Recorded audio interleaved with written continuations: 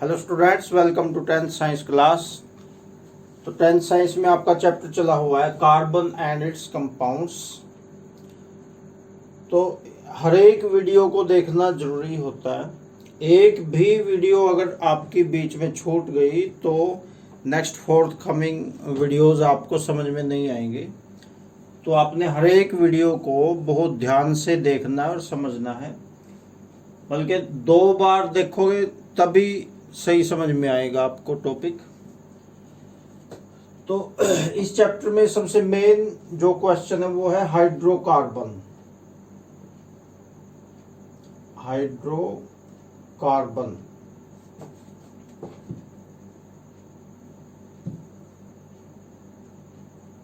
हिंदी में भी इसको हाइड्रोकार्बन ही कहते हैं। तो हाइड्रोकार्बन का मतलब होता है हाइड्रोजन प्लस कार्बन।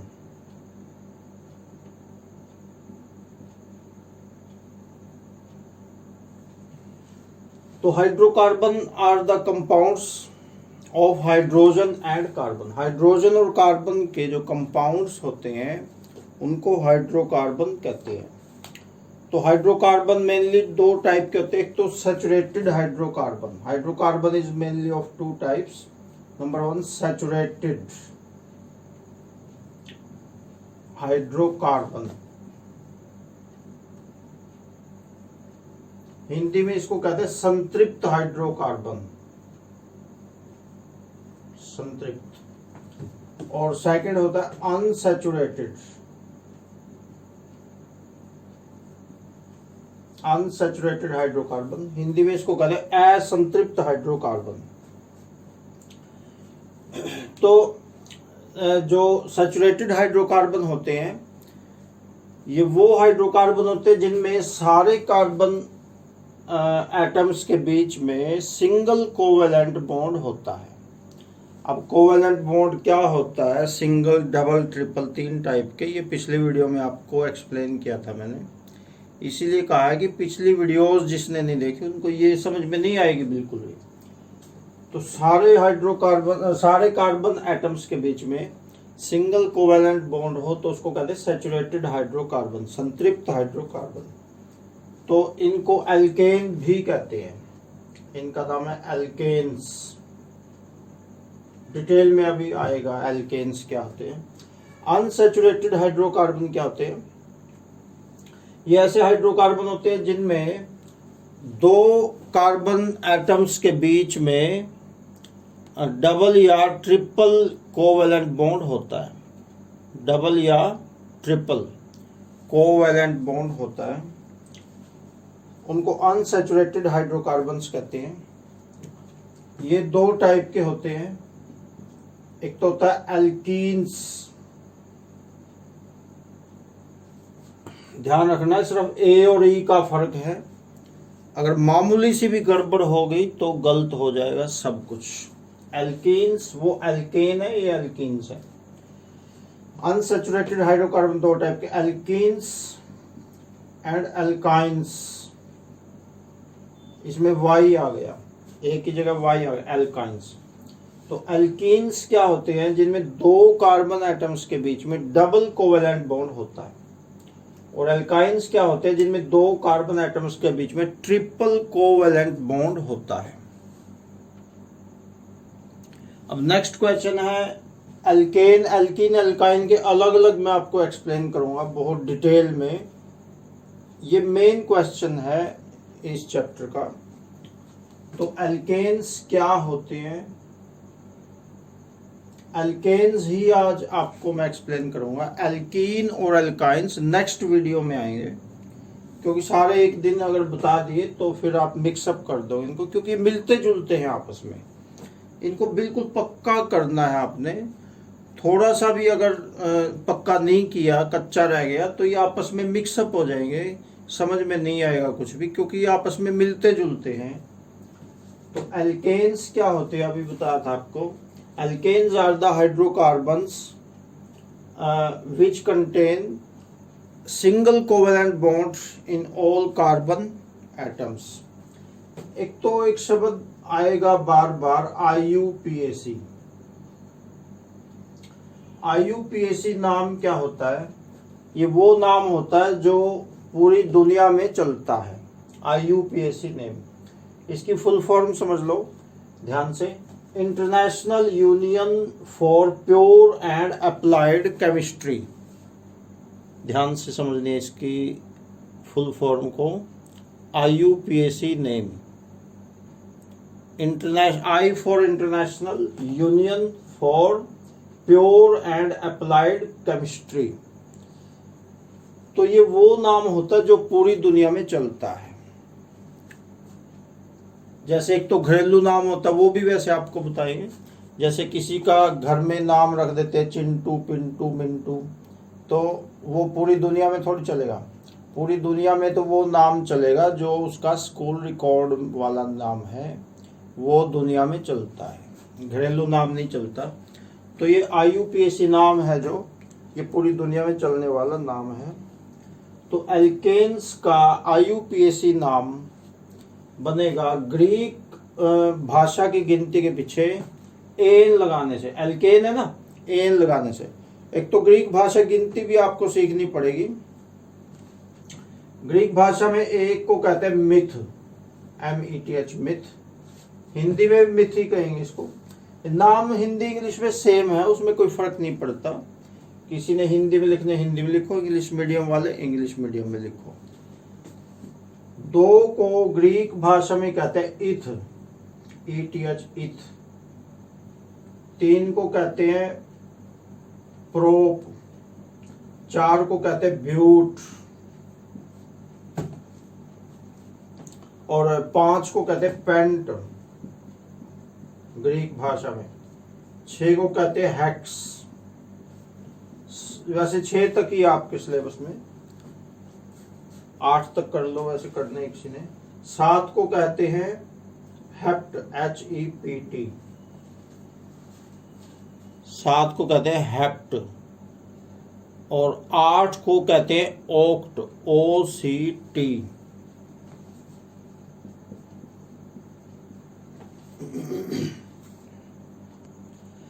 तो इनके IUPAC नाम देखो कैसे बनेंगे। सिंगल एक कार्बन जिसमें होगा उसका नाम बनेगा मिथेन, एन लगेगा। एल्केन्स है ना, एल्केन्स है तो एन लगेगा पीछे, मिथेन। 2 वाले का इथेन, 3 कार्बन है प्रोपेन, 4 कार्बन वाली ब्यूटेन, 5 कार्बन वाला पेंटेन, 6 वाला हेक्सेन, 7 वाला हेप्टेन, 8 वाला ऑक्टेन। इस प्रकार से इनके नाम बनेंगे। 6 तक ही करने वैसे आपने। तो देखिए ये एक टेबल बनाते हैं। IUPAC नेम आएगा, यहाँ पे स्ट्रक्चर, यहाँ पे फॉर्मूला आएगा। बिल्कुल आसान है, थोड़ा सा ध्यान से समझेंगे और उसके बाद रफ में खुद बना के देखेंगे। फेयर में बाद में बनाना है। फेयर के लिए आपको मैं ये वो भेजूंगा, फोटोकॉपी भेजूंगा, तो उसमें से देख के फिर फेयर में लिखना है। तो एल्केन्स बनाते हैं, एन लगेगा, मिथ, मिथ से बनेगा मिथेन, METHANE, मिथेन। हिंदी में भी इसको मिथेन ही कहते हैं, मिथेन। तो स्ट्रक्चर देखो कैसे बनेगी। एक ही कार्बन बनेगा, एक ही कार्बन होता है, मिथ का मतलब एक 1, तो एक ही कार्बन इसमें होगा। ध्यान से समझना स्ट्रक्चर को। अब कार्बन की जो वैलेंसी होती है वो 4 होती है। तो कार्बन अपने सराउंडिंग्स वाले जो एटम्स हैं उनके साथ में 4 बॉन्ड्स बनाता है। कार्बन के 4 बॉन्ड्स पूरे करने हैं, 4 आबंध पूरे करने हैं, ऊपर नीचे बाएं दाएं, इस प्रकार से हो गया। अब इन सब के साथ हाइड्रोजन लगाना है यहाँ पे। ये स्ट्रक्चर हो गई मिथेन की, ध्यान से समझना है। अभी स्टार्टिंग है इसलिए आपको अटपटा लग रहा है, ये पूरे चैप्टर में चलती रहेगी, तो ये आपके लिए फिर कॉमन चीज हो जाएगी। फॉर्मूला देखो क्या बनेगा इसका। C1 है, H4 है, तो बनेगा CH4। C1 है, 1 लिखने की जरूरत नहीं होती। C1H4 ऐसे नहीं बोलेंगे, ओनली CH4 बोलेंगे। CH4 का मतलब C1 है, वो अंडरस्टूड है, 1 लिखने की जरूरत नहीं है। तो CH4 मिथेन है जो, ये सिंपलेस्ट हाइड्रोकार्बन है, सबसे सरल हाइड्रोकार्बन है। सरलतम हाइड्रोकार्बन का नाम लिखो, आंसर है मिथेन। CH4। और ये सड़ी हुई चीज़ों में, जैसे सड़ा हुआ गोबर है, उसमें से मीथेन गैस निकलती है और बहुत तेज स्पीड से ये जलती है, बहुत ज़्यादा जलती है ये एकदम से। सेकंड, इथ, दो इथ होता है, इथ से बनेगा इथेन। हिंदी में भी इसको कहेंगे इथेन। अब इसकी स्ट्रक्चर देखो कैसे बनेगी, 2 कार्बन आ गए, 2 कार्बन आ गए तो इनके 4 बॉन्ड्स पूरे करनी है दोनों कार्बन्स के। अब ये जो बीच वाला है साजे का है, कॉमन है, ये इसका भी है इसका भी है, तो इसके 4 पूरे करेंगे। इसमें एक तो ये है, ध्यान से समझना, एक ये है, 3 और लगा देंगे। ऐसे ही इसमें देखो, ये एक ये है, इसमें 3 और लगा देंगे। अब सबके साथ हाइड्रोजन लगाएंगे, यहाँ भी, यहाँ भी, यहाँ भी, ये हाइड्रोजन लगा दे। बीच में नहीं लगाना हाइड्रोजन, ये ध्यान रखना है। अब फॉर्मूला देखो कैसे बनेगा, C2H6, C2H6, C 2 हो गए और हाइड्रोजन 6 हो गए। आगे समझ में? अब मैं कल्पना ही कर सकता हूँ, ये आ गया होगा समझ में, आंसर तो आपसे ले नहीं सकता। अब नेक्स्ट देखो, 3 से प्रोप होता है तो बन जाएगा प्रोपेन। हिंदी में प्रोपेन ही होगा। 3 कार्बन इसमें आएंगे, ध्यान से देखो, 3 कार्बन। यहाँ पे मैं इसको कर देता हूँ फोकस थोड़ा। 3 कार्बन,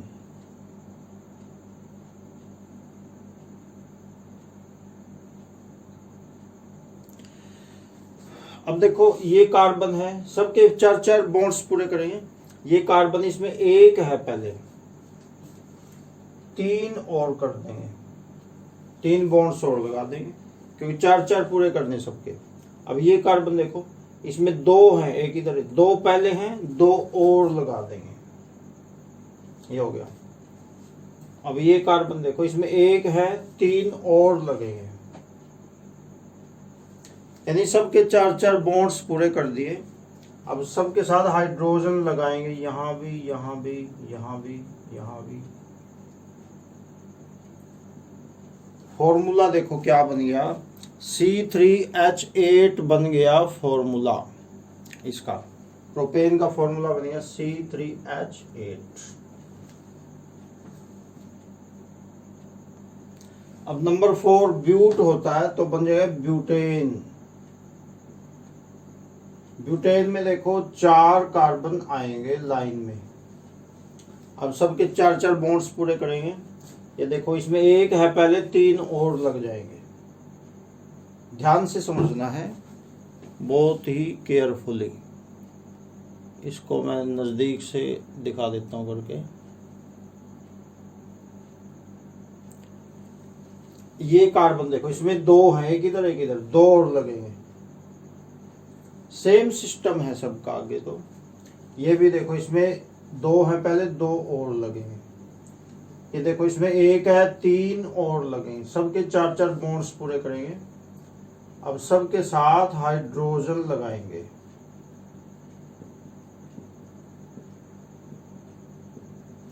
बीच में हाइड्रोजन नहीं लगानी, यहाँ पे ध्यान रखना। फॉर्मूला बन गया C4H10। C देखो 4 हैं और हाइड्रोजन गिनो 10 हैं, तो फॉर्मूला बनेगा C4H10 बन गया फॉर्मूला, C4H10।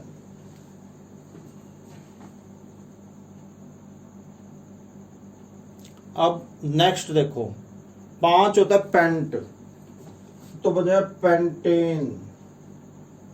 पेंटेन 5 कार्बन आएंगे। इसी प्रकार है, सबके 4 बॉन्ड्स पूरे करेंगे। सबके 4 बॉन्ड्स, सभी सबके साथ हाइड्रोजन लगा देंगे। यहाँ पे बीच में नहीं लगानी हाइड्रोजन।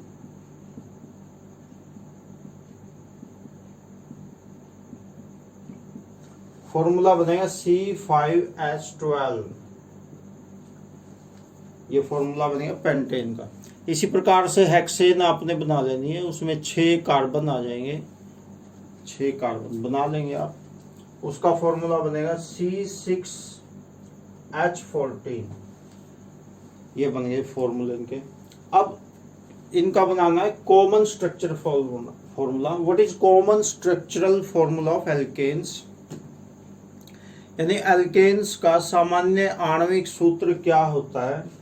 देखो सारे जो एल्केन्स है सब में जो हाइड्रोजन है कार्बन के दुगने से 2 ज्यादा मिलेंगे।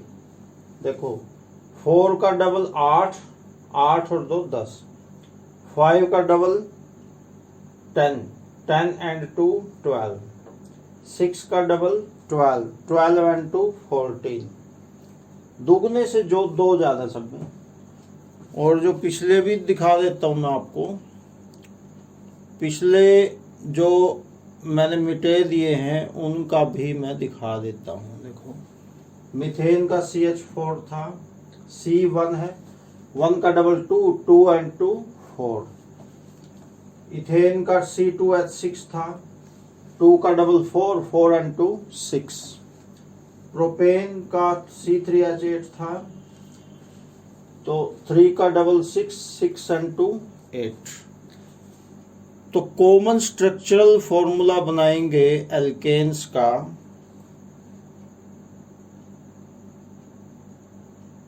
तो देखो क्या बनेगा, बनेगा CnH2n+2। This is common structural formula of alkanes.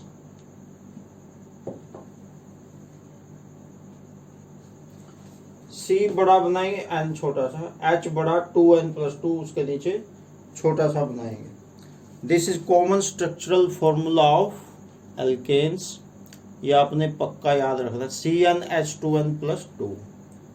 तो आज एल्केन्स को ही कर लो, नेक्स्ट वीडियो में एल्कीन और एल्काइंस मैंने करवाने हैं। Okay thanks.